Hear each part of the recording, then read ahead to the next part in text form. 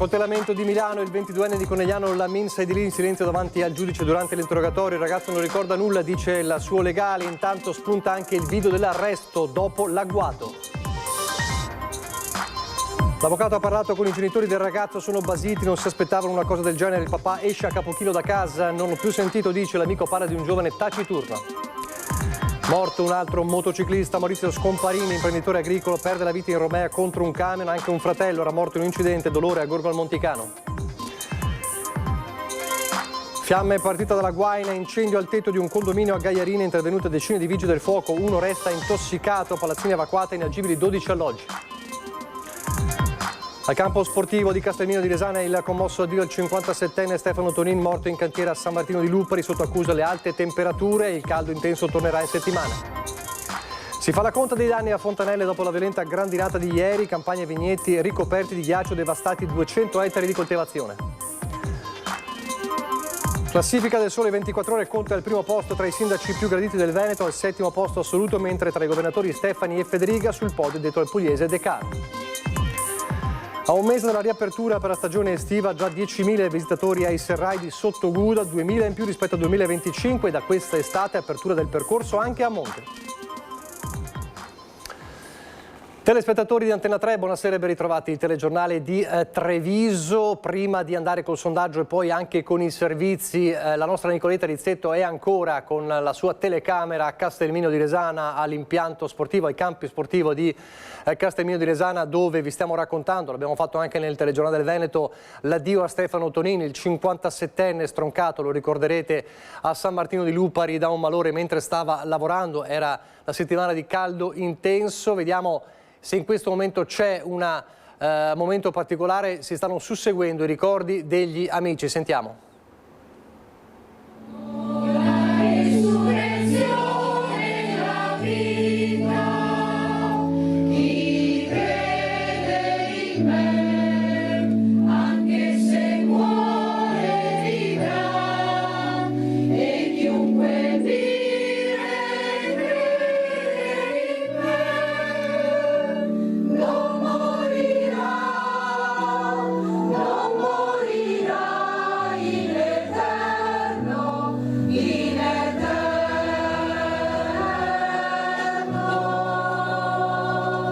Poco fa hanno parlato tanti amici di Stefano Tonin, un uomo sempre presente nel volontariato e poi appassionato del tractor pooling, la corsa con i trattori.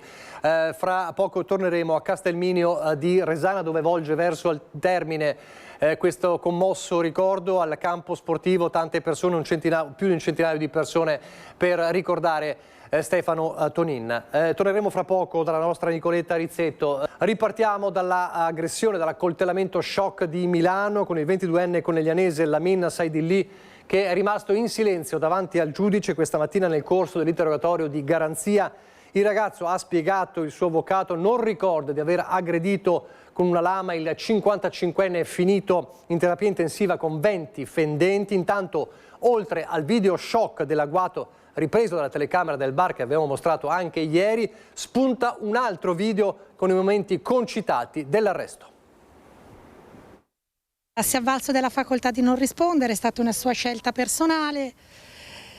Dice di non ricordare assolutamente nulla dell'accaduto, di ricordarsi solamente da quando è stato arrestato e posto sulla vettura della polizia. È stata l'avvocata Simona Brambilla a spiegare a Lamin Saidili, il 22enne di Conegliano arrestato per la brutale aggressione davanti a un bar di San Siro, perché si trovi in carcere con la pesante accusa di tentato omicidio aggravato dalla premeditazione e dai futili motivi. Lamin, ripete a più riprese la legale, non ricorda di aver accoltellato senza motivo un 55enne alla schiena, colpendolo più e più volte con una lama di 21 centimetri, come si vede nel video delle telecamere di sorveglianza del locale.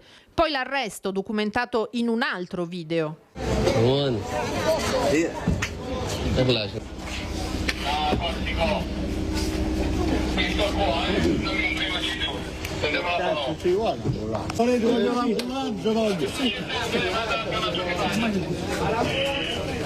Un bersaglio facile, una vittima scelta a caso.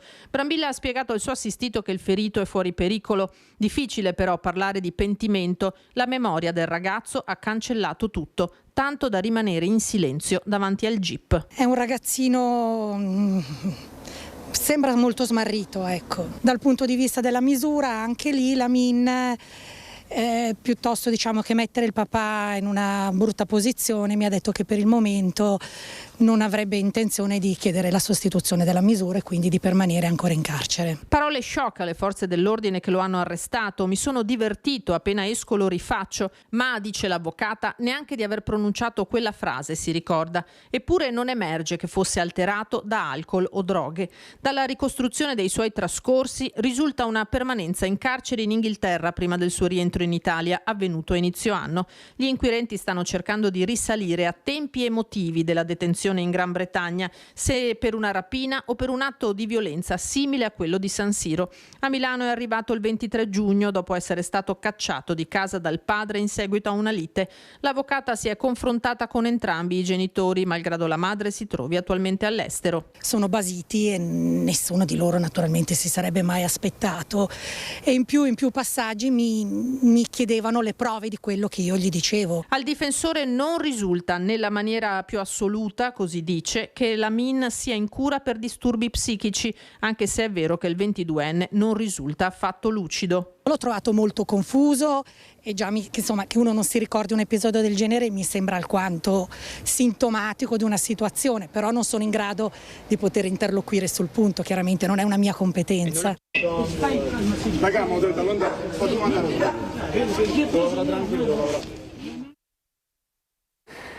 Nella vita bisogna impegnarsi, è una delle frasi scritte a mano su uno dei foglietti trovati proprio al 22enne in carcere. Da quanto si è saputo, il messaggio motivazionale in inglese e in bella grafia fa parte di un pacchetto che ora dovrà essere analizzato dagli investigatori dell'Ufficio Prevenzione Generale della Polizia di Stato, coordinati dal PM Elio Ramondini. Altri scritti riguarderebbero richieste di delucidazione di tipo legale, probabilmente collegate al procedimento per cui è già stato in carcere in Inghilterra. E intanto lo dicevamo, Conegliano resta sotto shock. Il papà del 22enne esce di casa a capo chino, sulle spalle il peso di quello che ha fatto il figlio. Ai nostri microfoni si limita a dire: non l'ho più sentito.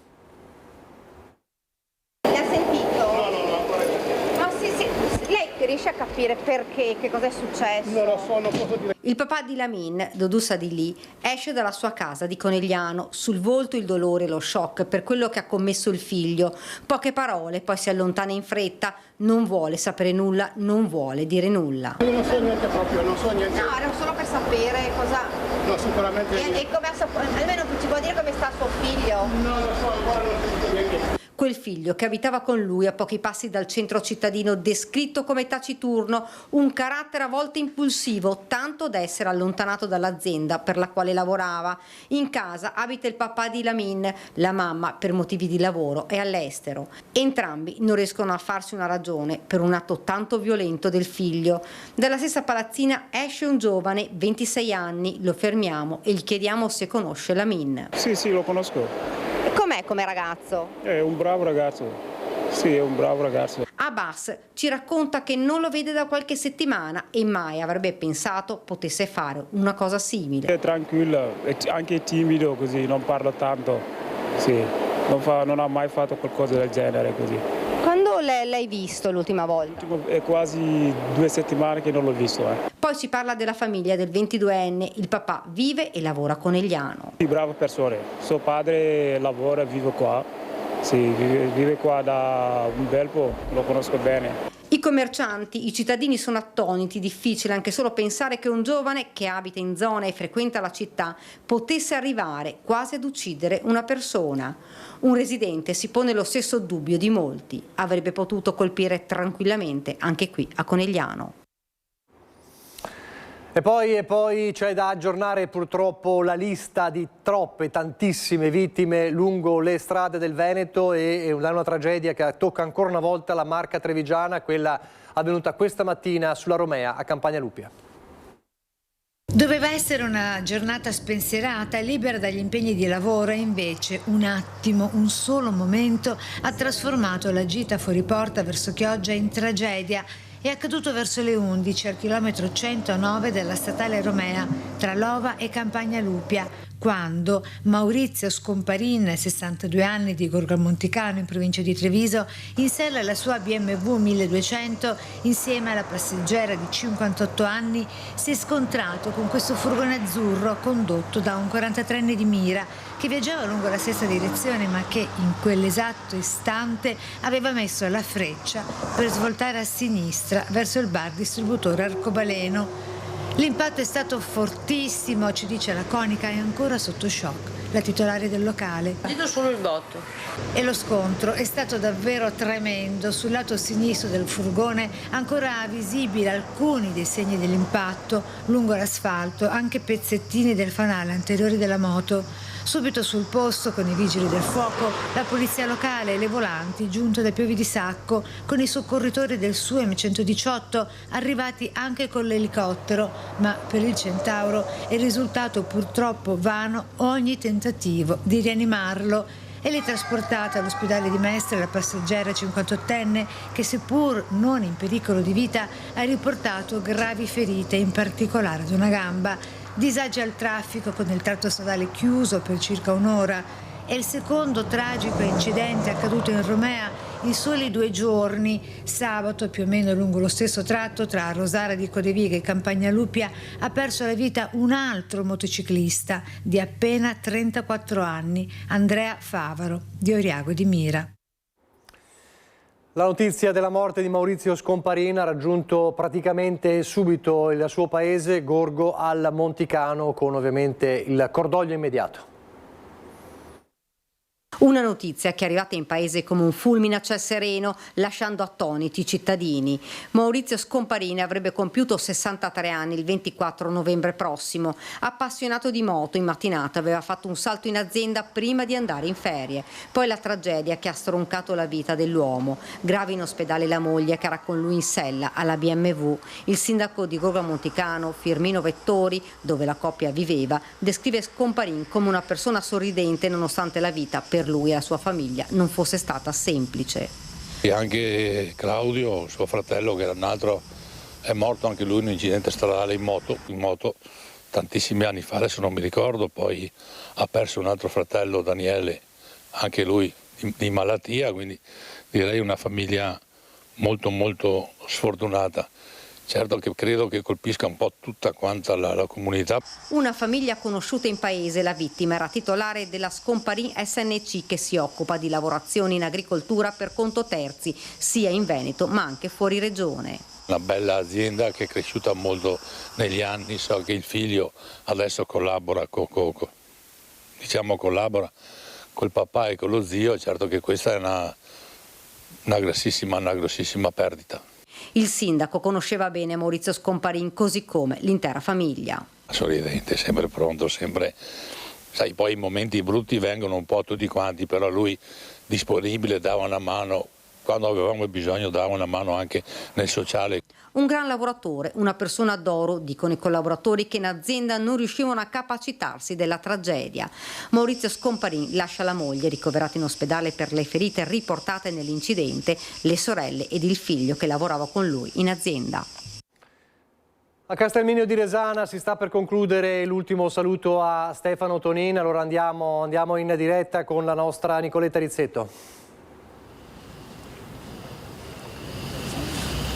C'è silenzio, un omaggio silenzioso a Scomparin. Poco fa gli applausi dei presenti hanno salutato l'uscita del feretro dal campo sportivo. In questo momento il feretro con Stefano Tonin, amatissimo in tutta la comunità di Resana, sta lasciando il campo sportivo di Castelminio di Resana. Avete visto anche gli amici del tractor pooling, ma poi c'è tutto il paese che ricorda la sua attività nel volontariato, nelle sagre. Sono stati giorni terribili, grande commozione, abbiamo visto anche il sindaco Stefano Bosi in lacrime nei giorni successivi. è una tragedia che deve ancora avere un suo accertamento ufficiale. Ecco The Power Pooling, gli amici del Tractor Pooling che sono vicini al feretro per l'ultimo saluto a Stefano Vanina. È un momento di cordoglio, ovviamente ci sono la moglie e la figlia che il giorno dopo la tragedia ce lo hanno ricordato ai nostri microfoni, anche con il sorriso di una famiglia molto, molto unita e che ricordava papà e marito sempre impegnato nelle attività del suo paese, della sua comunità. E questo dunque è l'ultimo viaggio di Stefano Tonin, accompagnato dal silenzio e della commozione della comunità di Castelminio di Resana. E adesso torniamo a parlare di sicurezza stradale. Abbiamo visto purtroppo la vittima a Campagna Lupia in Romea, ed è una strage che continua, soprattutto motociclisti, ma non solo. È una strage che impone nuovamente una riflessione sull'utilizzo degli autovelox, ma non solo. La velocità è diventata un qualcosa di importante e fatalità è aumentata, le segnalazioni sono aumentate proprio in questi ultimi 2-3 anni, quando i vigili non hanno più potuto utilizzare i telelaser e non sono più andati in funzione quelli che sono gli autovelox.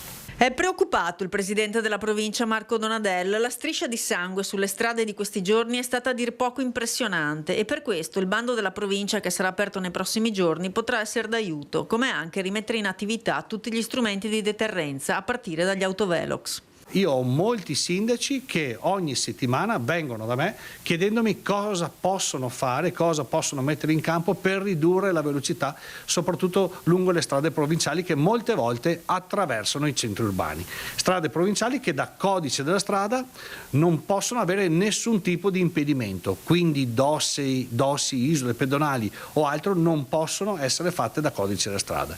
E pertanto io ritengo che in alcuni punti l'autovelox possa essere un deterrente importante. Un altro punto di dibattito sono stati i guardrail, spesso letali per i motociclisti, anche se modificarli non è agevole. Però qualche azione per mitigarne gli effetti potrebbe nascere da questo bando di prossima pubblicazione. Prossimamente usciremo con un bando a favore dei comuni, bando che complessivamente è di circa 6.800.000 euro, proprio per dare la possibilità ai comuni di mettere in campo tutte quelle piccole opere che riguardano soprattutto la viabilità, lungo la viabilità provinciale, in modo tale da poterli aiutare per mettere in sicurezza le strade, fare nuove piste ciclopedonali e fare tutte quelle piccole opere che vanno nell'ottica del diminuire quelli che sono gli incidenti e le mortalità lungo le strade. La strage di queste ultime 2 settimane non deve però far distrarre dai numeri veri, quelli delle morti in strada, che sono comunque in netto calo, anche se una sola vita persa è una vita di troppo. Continueremo con le campagne all'interno degli istituti scolastici.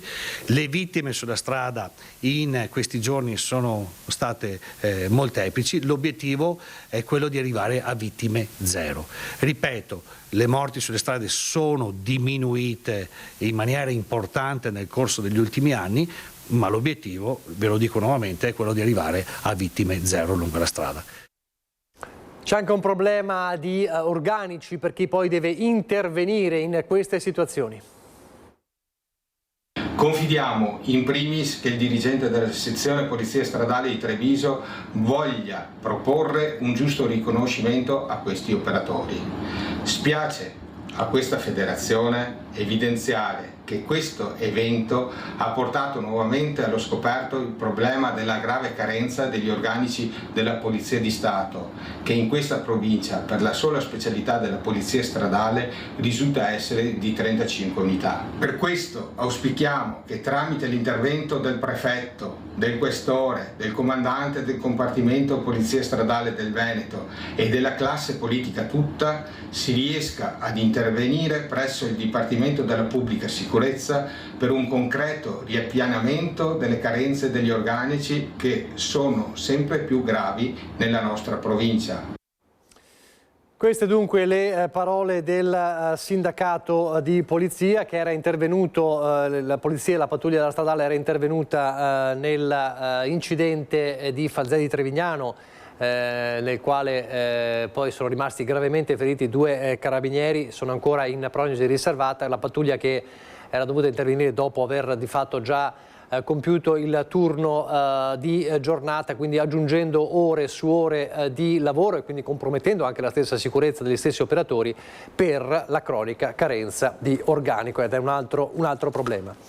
Il tetto di un condominio devastato, la palazzina evacuata, 12 appartamenti inagibili, è un vigile del fuoco intossicato e trasportato in ospedale. È il pesante bilancio dell'incendio divampato nel primo pomeriggio, vedete le immagini in via Garibaldi a Gaiarine. Il fuoco partito dalla guaina in corso di posizionamento, quindi durante i lavori. Edificio che è stato immediatamente evacuato, sul posto 24 pompieri arrivati da Motta di Livenza, Conegliano, Treviso, Gaiarine, con il supporto anche di un'autobotte da Pordenone. Durante l'intervento un operatore dei Vigili del Fuoco è rimasto leggermente intossicato ed è stato accompagnato in pronto soccorso. Sul posto anche i carabinieri, 12 alloggi tutti inagibili, quindi un problema non da poco. Ci fanno sapere il sindaco Zanchetta che sono stati per il momento fortunatamente tutti sistemati, qualcuno è qualcuno è da parenti e qualcun altro è anche in agriturismi, che hanno messo a disposizione delle camere. Dice il sindaco Zanchetta: sono orgoglioso di rappresentare una bella comunità solidale. Quindi le 12 famiglie hanno trovato almeno per il momento una sistemazione da parenti, oppure in alcuni agriturismi della zona. Resta ovviamente il problema dei prossimi giorni. Ci torneremo nelle prossime edizioni. Noi adesso andiamo in pubblicità.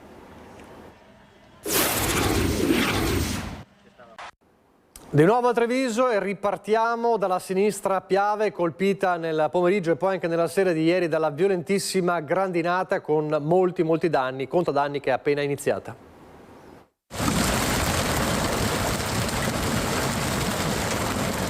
Una vera ondata di ghiaccio è quella che si è abbattuta nel pomeriggio di domenica in sinistra Piave, in particolare nella zona di Fontanelle. La fascia colpita in modo più violento, con cumuli di grandine visibili anche a ore di distanza, è molto ristretta, appena poche centinaia di metri. Un piccolo finimondo e praticamente in 40 minuti è successo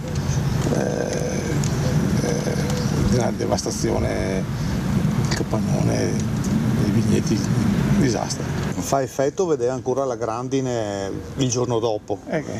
Parecchio, sì. Fa effetto anche vedere la vista scendere, era veramente impressionante. Sì.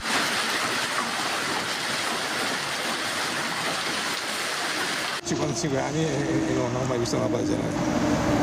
Mai visto. Sì, grandine ne ho viste tanta, però non in queste situazioni e quantità. E come ci si può difendere? Pregando. Basta spostarsi solo di poco per verificare che vigneti anche confinanti hanno subito danni molto minori o addirittura nulli. La grandinata si sarebbe sviluppata pochi chilometri a nord, con effetti limitati a Gaiarine, e si sarebbe esaurita verso Oderzo.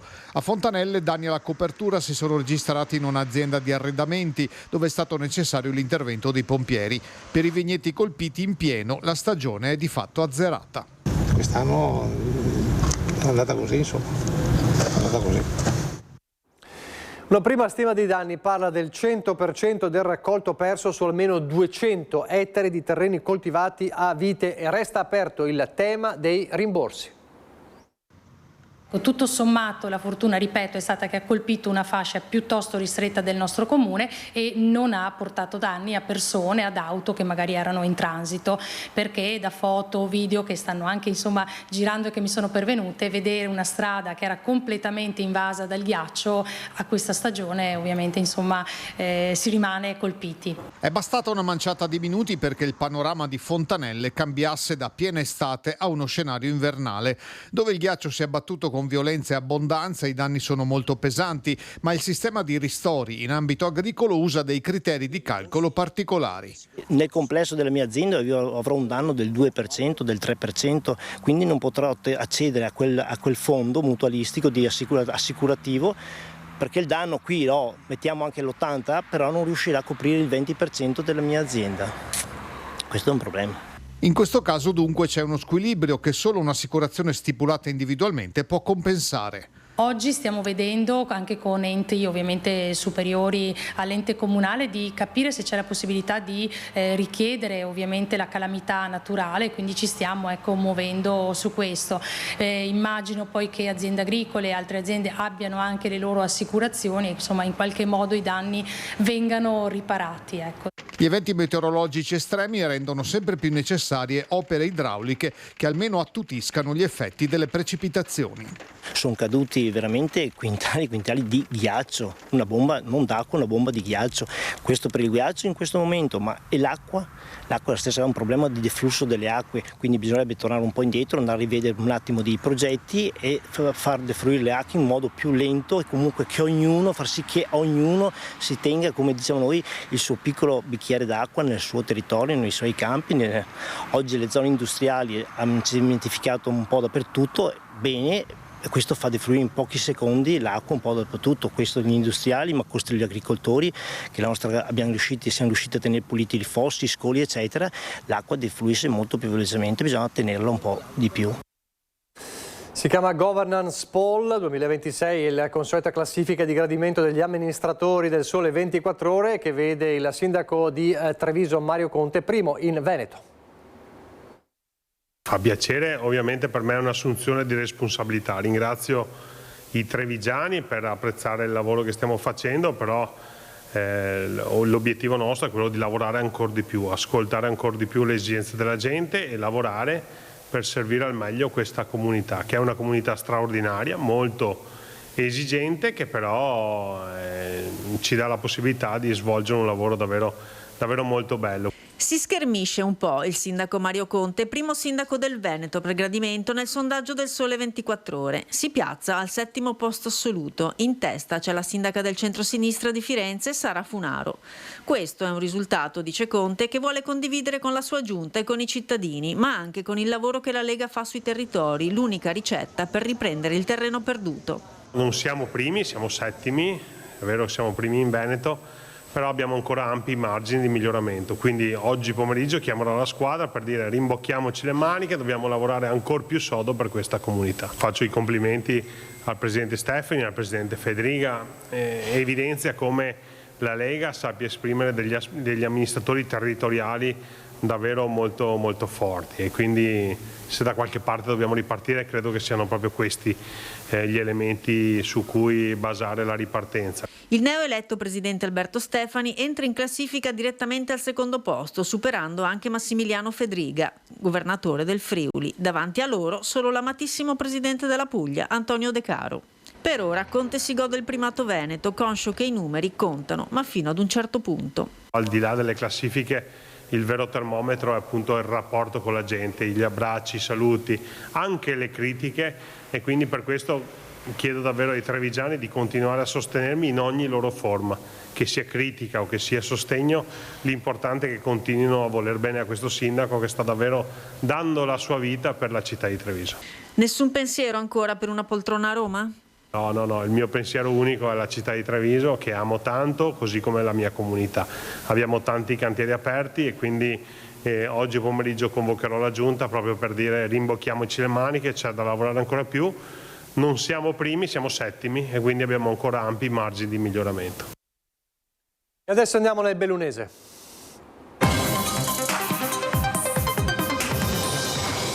La cronaca in primo piano, un momento di follia davvero per una donna, una follia pericolosa, beve più del dovuto e si impossessa dell'auto di un'amica e poi sfreccia ubriaca al volante.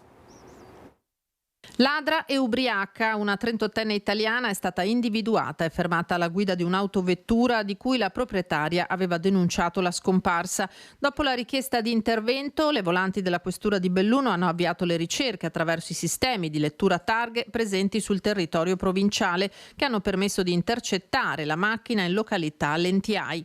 Nel corso degli accertamenti gli operatori hanno riscontrato nella conducente sintomi di ebbrezza alcolica. L'etilometro ha fatto registrare alla prima misurazione un tasso alcolemico pari a 1,44 grammi per litro, ma la donna ha rifiutato di sottoporsi alla seconda prova, come invece sarebbe stato previsto dalla normativa. Secondo una prima ricostruzione si sarebbe impossessata delle chiavi del veicolo sottraendole dalla borsa dell'amica, utilizzandole poi per allontanarsi con l'autovettura. A coronamento di quanto fatto, la 38enne è stata denunciata all'autorità giudiziaria per il furto della macchina e per guida in stato di alterazione alcolica.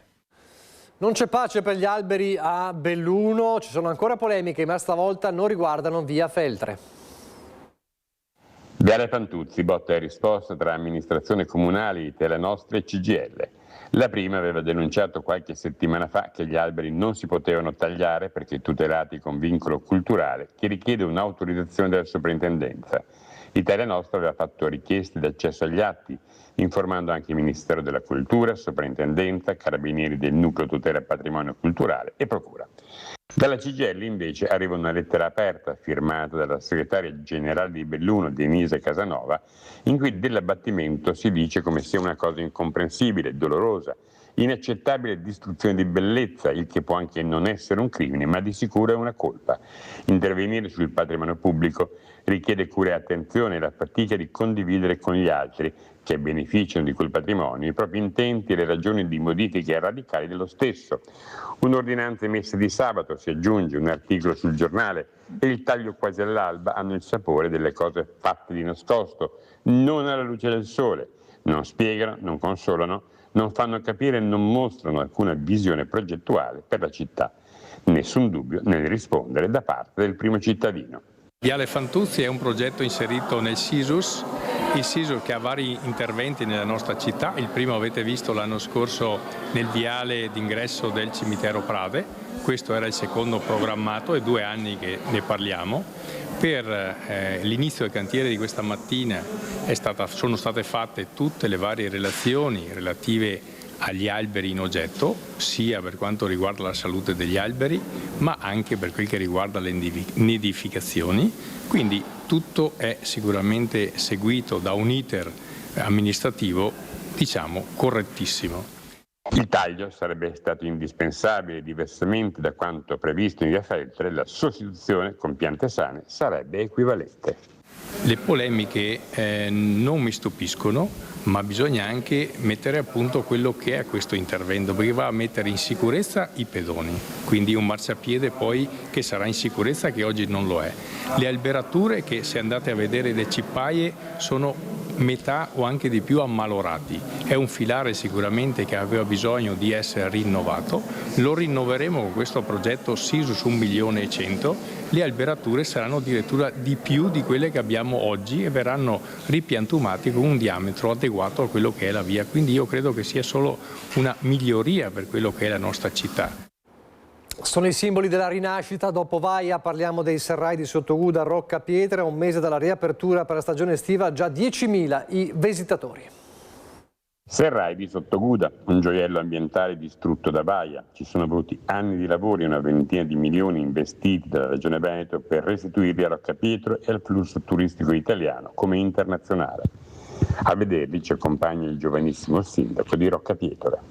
Siamo molto contenti del primo mese di apertura, un afflusso turistico importante, siamo sulle 10.000 persone, un sito che anno dopo anno riesce a catalizzare l'attenzione di tutti i residenti, ma anche dei turisti che numerosamente affollano le nostre valli.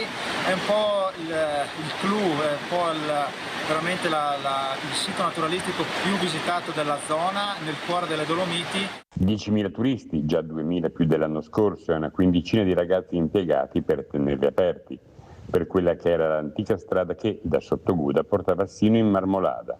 l'altra grande attrazione turistica di Roccapietra.